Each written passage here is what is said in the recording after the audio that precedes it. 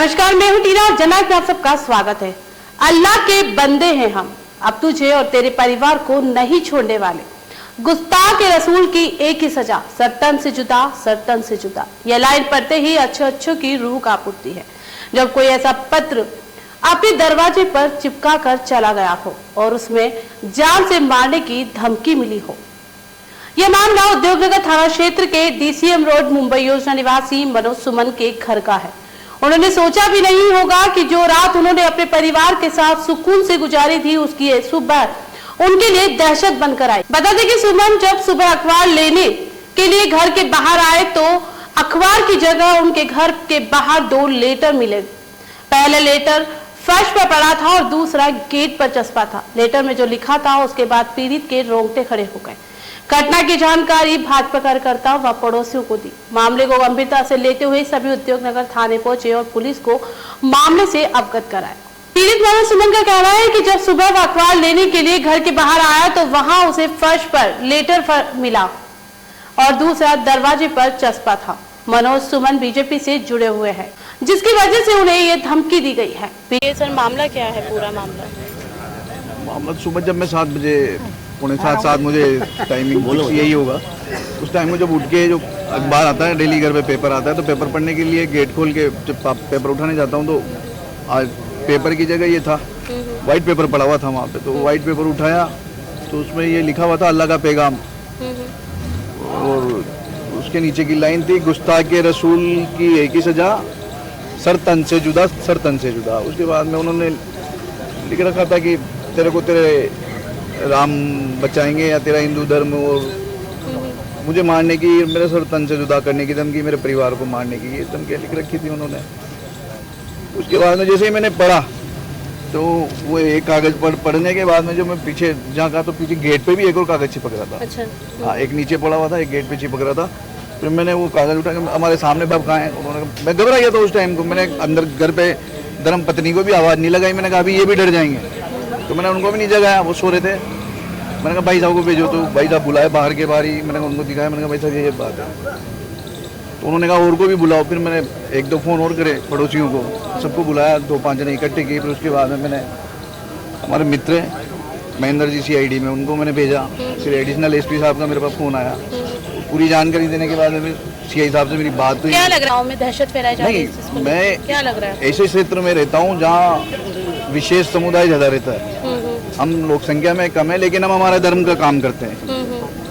बहुत से होते हैं PFI से जुड़े हुए आतंकवादी, तो उनको ये सहन नहीं होता, तो वो असामाजिक तत्व जो होते हैं वो ये हरकत करते हैं। बाकी मैं उनकी हरकतों से ऐसे डरने वाला नहीं हूँ। बीजेपी के कोटा शहर जिला अध्यक्ष राकेश जैन ने बताया कि भाजपा कार्यकर्ताओं को पहली बार नहीं बल्कि ये दूसरी बार धमकी मिली है। उनका कहना है कि सनातन प्रेमियों को डराया व धमकाया जा रहा है, जिसका बीजेपी खंडन करती है। उन्होंने कांग्रेस पर कार्यकर्ताओं को डराने का भी आरोप लगाया है। कांग्रेस अपनी हार से डर रही है, जिसकी वजह से वह कार्यकर्ताओं को डरा रही है। सनातन प्रेमियों के खिलाफ अगर कोई भी कार्रवाई कोई करेगा तो उसके लिए समस्त सनातन प्रेमी एक साथ उसके लिए खड़े हैं। और मैं भारतीय जनता पार्टी का जिला अध्यक्ष होने के नाते मेरी व्यक्तिगत और निजी जिम्मेदारी बनती है कि एक सनातन रक्षक के लिए मैं खड़ा रहूं। और इसलिए आज भारतीय जनता पार्टी का पूरा परिवार यहाँ पे है।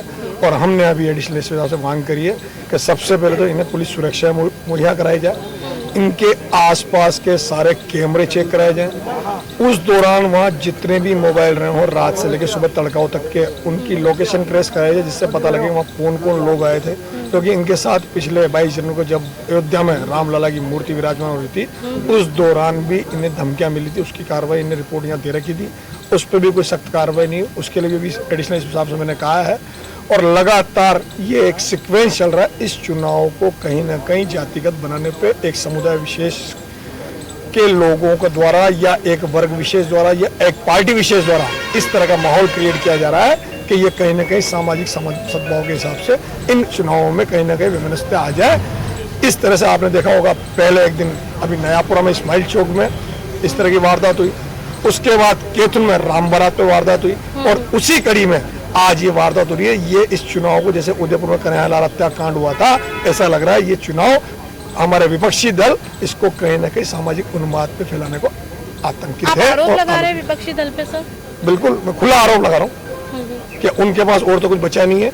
चुनाव वो हार चुके हैं नैतिकता से, तो वो चाह रहे हैं कि इस चुनाव को कहीं ना कहीं इस तरह से बना दिया जाए कि जिससे वो जो उनके पास, क्योंकि उनकी स्थिति यह है कि जो लोग कांग्रेस सपोर्टर थे वो भी अब कांग्रेस के साथ नहीं है, तो वो चाह रहे हैं कि हमारा जो बचा हुआ सामान है वो एकजुट रह जाए। इस तरह का मुझे वहीं कोटा शहर police additional SP Dilip Sen ने बताया कि जो घटना हुई है उसकी जांच की जा रही है। फिलहाल मामला दर्ज कर अनुसंधान चल रहा है। पीड़ित को पुलिस सुरक्षा दी गई है। देखिए, अभी सुबह जानकारी मिली कि ये मनोज हैं, इनके घर पे इनका ये कहना है कि किसी व्यक्ति ने जब सुबह उठे तो इनके दरवाजे पे और एक और पेपर जो इनके दरवाजे के सामने पड़ा था उस पर इस तरह की बात लिखी गई जो इनको डराने की कि सब इनका जुदा कर देंगे, इस तरह की बात सामने आई।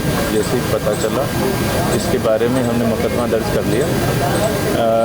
इनकी सिक्योरिटी के पॉइंट ऑफ व्यू से हमने इनकी सिक्योरिटी को सुनिश्चित कर लिया।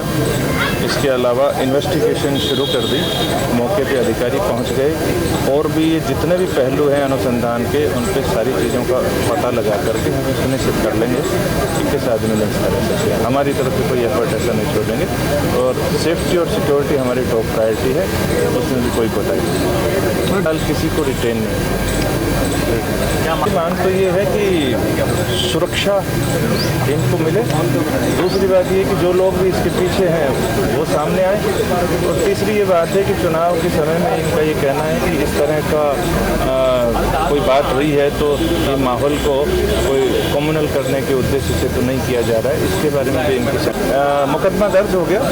इन्वेस्टिगेशन अपनी तरफ से पूरे एफर्ट करेंगे। अभी कोई फैक्ट क्लेरिफाई नहीं हुए, इन्वेस्टिगेशन करेंगे और जल्दी ही इसके बारे में डेफिनेटली आएंगे।